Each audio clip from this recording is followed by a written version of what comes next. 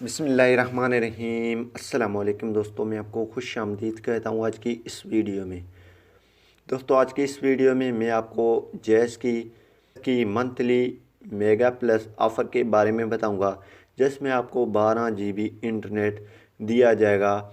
तो इससे पहले अगर आप दोस्तों ने हमारा यूट्यूब चैनल अभी तक सब्सक्राइब नहीं किया है तो बराए मेहरबानी सब्सक्राइब बटन पर क्लिक करके और साथ में बेल के आइकन को लाजमी क्लिक करें ताकि हर आने वाली वीडियो की नोटिफिकेशन आपको मिलते रहें। जी हाँ दोस्तों, ये जो मंथली मेगा प्लस ऑफ़र है इसमें आपको 12 GB इंटरनेट जो मिलेंगे। जो इसकी कीमत है वो है 349 रुपया प्लस टैक्स, यानी कि ये आपसे 349 से थोड़ा ज़्यादा काटेंगे क्योंकि प्लस टैक्स बता रहे हैं। इसकी वैलिडिटी 30 दिन है, यानी कि 30 डेज़। और अगर आप ये पैकेज एक्टिव करवाना चाहते हैं तो इसमें आपको 6 GB 2 AM से लेकर 2 PM तक आप इस्तेमाल कर सकते हैं। बकाया जो 6 GB हैं वो आप 24 आवर्स इस्तेमाल कर सकते हैं।